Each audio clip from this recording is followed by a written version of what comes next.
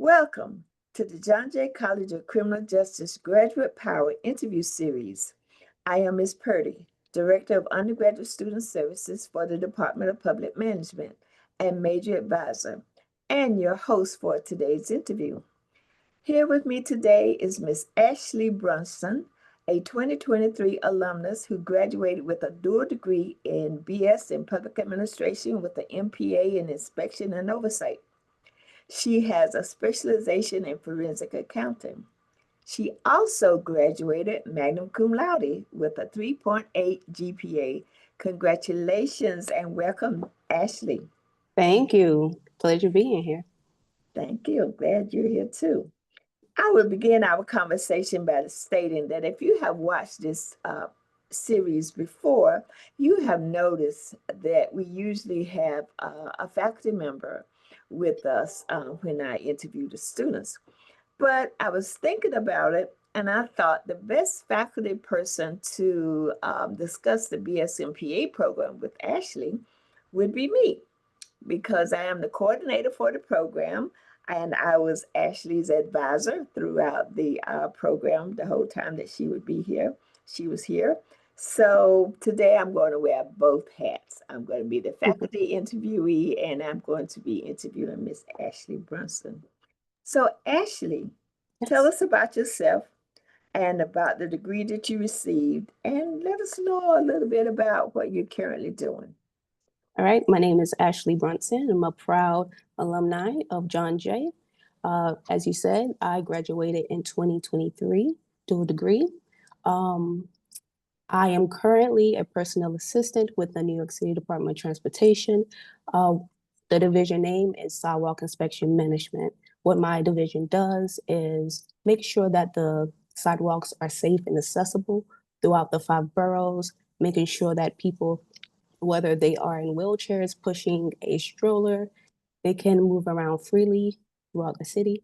And a little bit about my major, we looked into the policies that govern, whether it's city government or private entities, and making sure that they, or reaffirming the importance that they follow policies, rules, and that they adhere to that when they are running their operation. So yeah, it was a very good and interesting major to be in. Oh, good. Now, did you say that your degree, your division is sidewalk and protection management? Sidewalk inspection and management. Inspection management. Wow, I didn't even know we had such a thing. They inspect the sidewalks. Okay, Yeah. that's good to know. So whenever you see a sidewalk that is lifted, cracked, broken up, our people, we actually send inspectors out to investigate. We also have an in-house construction team that goes out and fix it.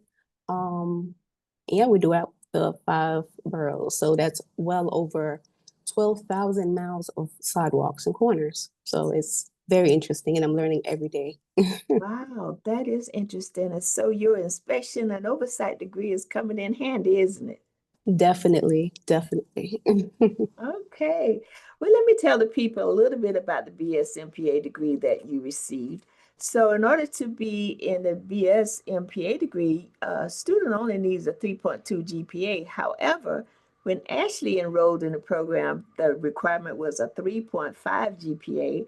The student had to have that to get into the program and had to keep the 3.5 to maintain matriculation in the program. But since then, we've lowered the GPA requirement to 3.2. After the pandemic, we lowered it. A student needs to have between 60 and 84 credits to qualify for the program, must take a statistics course, and they must provide us with 3 letters of recommendation, a writing sample, and also a personal statement explaining why they want to be in the program. Do you remember your personal statement? Vaguely, I do. And I know that I had people read over it because I wanted to put my best foot forward. This was an Absolutely. opportunity that I did not want to squander. So I definitely had people proofread it. I read it several times. Absolutely. See, that's what a BS MPA dual degree student does. They have people to read it and they check their work. So that's very good. In addition to those requirements, to do the two programs, you need to take 134 credits. To get just the one degree, you only need 120 credits. So between the two, that's an additional 14 credits. And sometimes it may be a little bit more than that, depending on what courses the students take. And sometimes students want to take some extra courses because they take internships and that kind of thing. So Ashely, tell Mhm. us what stands out the most to you about your dual degree, and why did you choose to do a dual degree rather than having just a public administration degree, or if I remember correctly, your original degree was going to be in fraud examination and financial forensics. Yes. One of the things that stands out the most about this degree is the fact that it's so versatile. You can seriously go anywhere with this degree. So many agencies, organizations, they have administrative work. Administrative work is heavy within what we do within our major. Um, they are policy oriented, which aligns with what we do. Um, and yeah, and as far as me wanting to do the dual degree program, it was feasible. I was able to do both at the same time.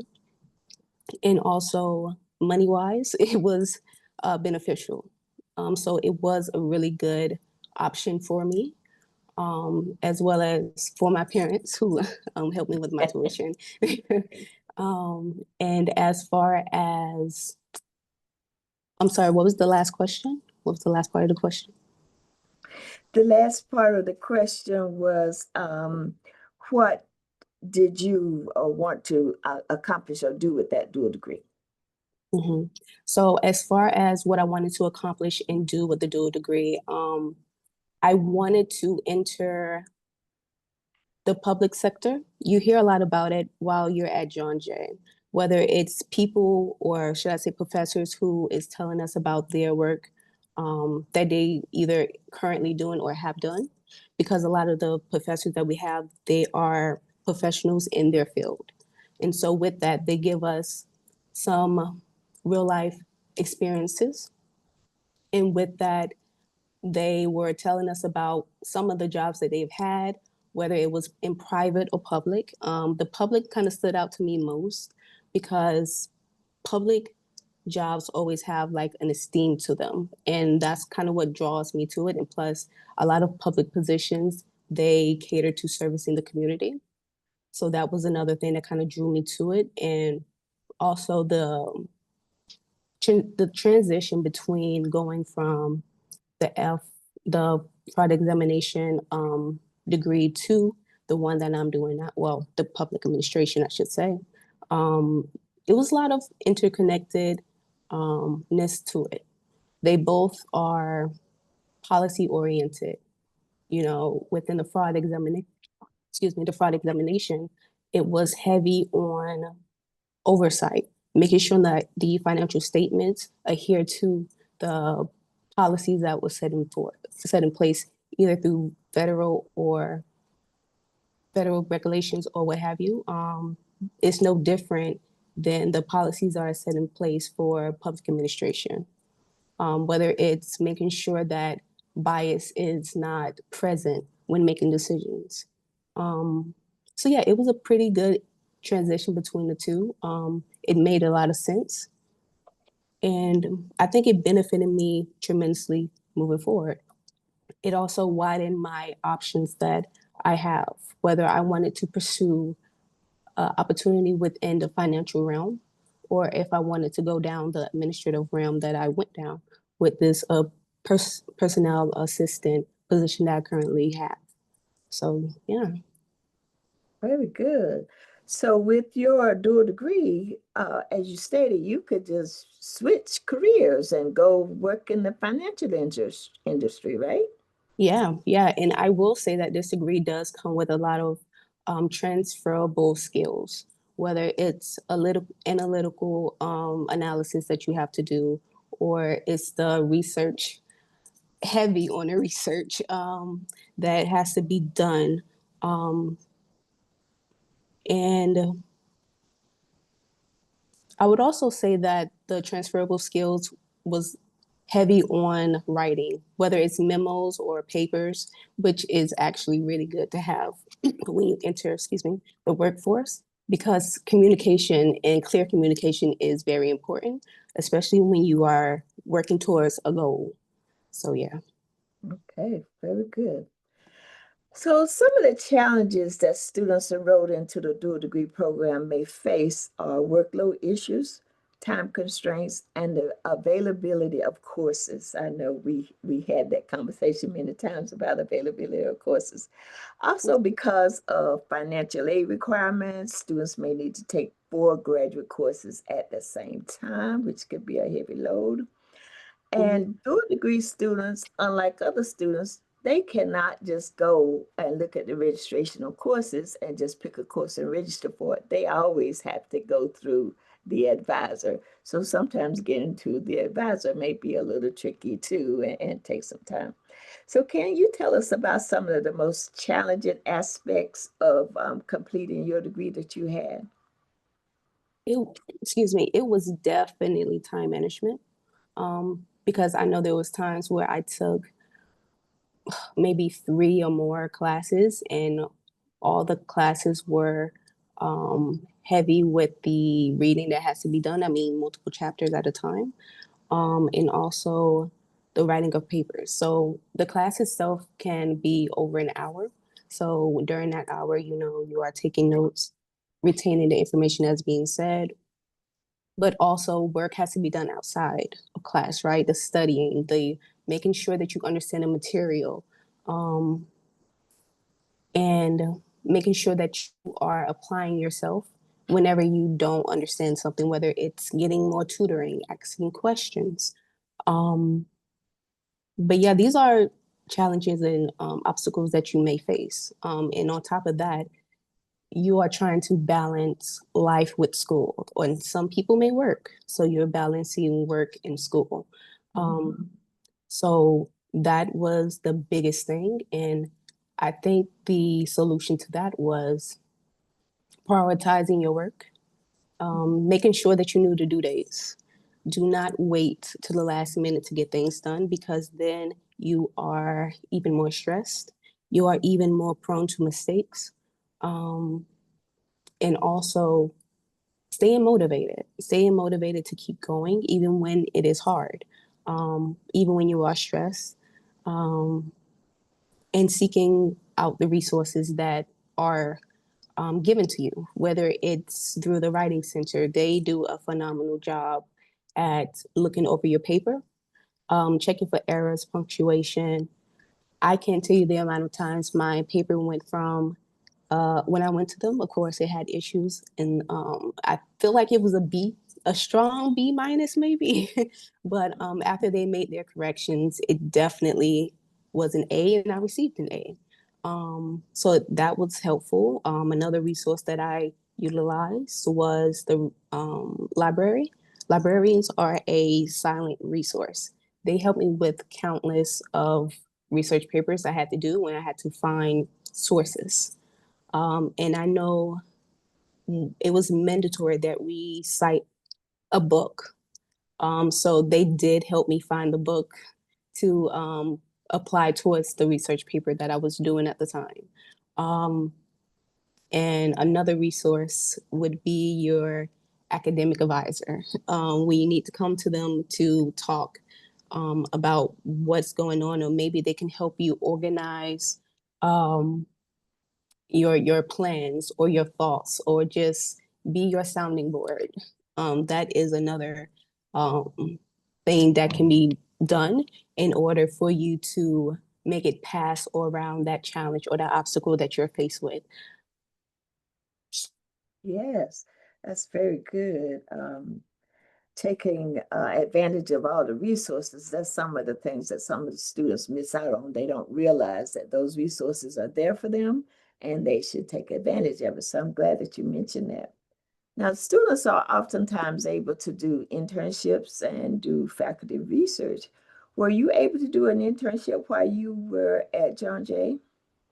I did. Well, I did something that was research, that was internship adjacent.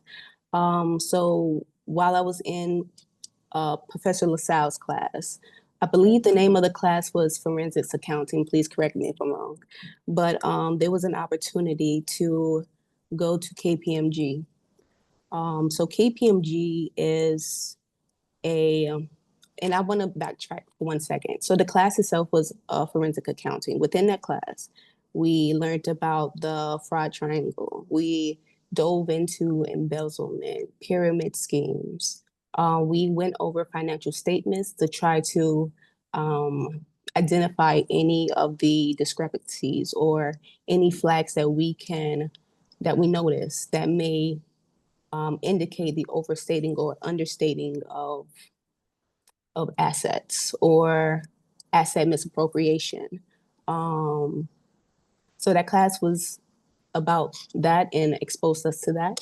And the KPMG opportunity allowed us to go to KPMG, which is one of the big accounting firms. Some of the things that was discussed during that 2-day event was the fraud triangle. They reinforced a lot of the things that we learned in the classroom. So cool because it was like having our learning be reinforced in the workforce. It was like real life examples that was being and they reinforced stuff like internal controls and how important it is to circumvent any false statements or any embezzlement that may have been um, in overstating or understating of assets. KPMG is also known for audits. They are also known for um, audit and assurance, um, taxes, and things of that nature. So, and also risk management. So, that was a really cool experience, and it allowed the classroom teachings to be applied to real world problems or things that actually happened. So that did make everything that we learned real and we was able to apply it because that experience was very interactive. They did do a PowerPoint, but we also had to answer questions. We were also given an ability to um, this was there was a little game that it kind of played to where we had to the best way to explain it is that we had to basically hide our money. You know how they do like turning money into cash because cash is easier to hide and stuff like that. So that exercise was very hilarious and it was also touching on a lot of the lessons that we learned. And it also let it be known that it's not as easy as you may think when it comes to hiding money, but it was really fun. It was really interactive. Everyone was engaged. We learned a lot, and it reinforced a lot of what was said by the professor or what was read in the textbook. And yeah, So the trip to KPMG was a real learning experience, a real world learning experience for you. Oh, okay. yes, That's good. Um, some of the jobs that and careers that students pursue with a dual degree are in the private and public sector, government jobs. Some students have become attorneys, analysts, have gone to work for the big four accounting firms. They're HR professionals during the law enforcement. They're fraud investigators. I mean, there's just a wealth of positions that our students in the dual degree program have gone into. In fact, I was walking down in Times Square the other day, bumped into a former BSMPA student who is now a police officer. So that was, and then she spotted me. I didn't even see her. So that was all exciting. So our students are everywhere, our students for this program. So in your current position as a personnel assistant with the New York City Department of Transportation, are you in the position to hire students for internships, or are you on the hiring end when it comes to hiring new employees? Yeah, so I do assist with that. Um, and some of the advice that I will give anyone who is looking to enter the workforce or just to get an internship, it would be make sure you come on time. I know that is something that is often said, but it it goes into punctuality and making a first impression. Many times, your interviewer may get a sense of who you are by your punctuality, the type Okay. of employee you would be. Um, Another thing that I would say is look into the organization or the agency that you are applying to. Is it private? Is it public? And I think that's one thing that John Jay did a really good job at explaining and making the distinction between. Does this agency or organization, does it provide a service? Does it provide a product? Who are the stakeholders? Um, and also getting an understanding of just what they do. And another thing that would kind of help people who are interviewing stand out is depending on where you are applying, do they produce reports, up to date reports, most current reports? And if that is the case, did you get a chance to look at it? And if so, um, maybe you can mention that during the interview. You could possibly touch on something that was interesting about the report that they produced. Maybe you can ask a question about the report that they introduced. As long as that report kind of aligns to the job that you are applying for. I think that would help you stand out, especially if this this position is being interviewed by many people. You know, another thing would be to have an understanding of what you're applied to. Make sure, and I cannot stress this part enough, make sure that you read the entire job posting. That has a lot of valuable information, whether it's the salary range or where the job is located. It will let you know what you will be responsible for doing. It would also give you a sense of what you would be responsible for, and having that baseline will actually allow you to, you know, tie in what is being said to what is um, to what you know or what you have learned or the skills that you may possess. And and it can help sell you as the desired candidate.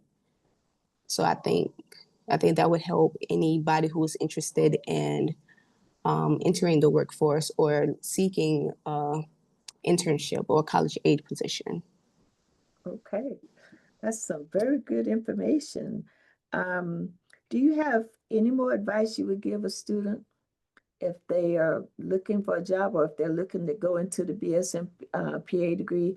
You did mention something earlier that I do want to say, and that is I want to you mentioned about the money that could save your parents, your family, because if you're doing a BSMPA degree, you will be paying for your graduate courses at the undergraduate rate while you're at 120 credits. That's great savings. And also another reason for being in a BS MPA degree, which you also mentioned, is that it can accelerate your professional advancement. So you moved really quickly through the ranks and was able to get there and get a position. So what else can you say to the students that could help them along the way?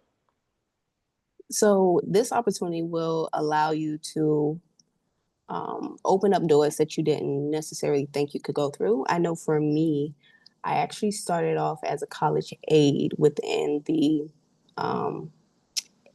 agency that I'm at now. I was actually able to find that position through the Career Center. Um, and from there, I worked well enough to where they was looking to hire me full time. So I was hired 2023, same year that I graduated. Okay, um, congratulations.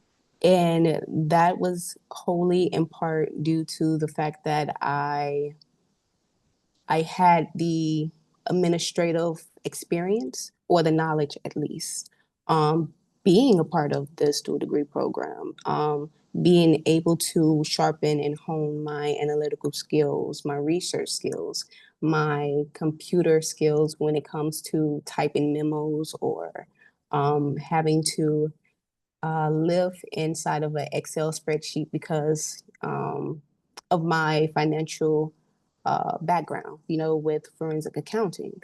Um, this degree, it it builds your foundational understanding of just how to maneuver within a workplace. Um, as far as the money goes, I wholeheartedly agree. This is an amazing opportunity, especially if you are looking to not only enhance your education, but do it in a way that does not leave you in debt or too much debt. Um, this is the best solution to do. So definitely look into it because it is beneficial. You are able to get your bachelor's as well as your master's, um, which a higher education is, nobody has ever complained about having a higher degree, right? It is something that it requires a lot of work, a lot of dedication, motivation, um, but it is something worth pursuing because it is gratifying at the end of the day. It opened up a lot of doors. This is a highly marketable degree to have, and it does pay off in the end. If you were to see it through, and I do hope that you see it through, even when it gets hard. Um, and I do advise people to consider this as an option, um, because you can take it anywhere, whether it's public, private organizations, or not for profit organizations as well. Um, and it does grow you and it sharpens the skills needed within the workplace. It sharpens the fundamental and foundational skills needed in the workplace. Excuse me. But yeah, it's just about it. Thank you. I want to thank you so much for agreeing to come here to speak with us today about your journey and about your dual BS MPA degree and about your position. And you've given us some really good information. I want to thank you again, congratulate you, and I want to wish you the best in your future. Thank you so much for having me. You're welcome. Stay tuned for our next Graduate Power interview. Our next student will be a student from the Emergency Services Administration.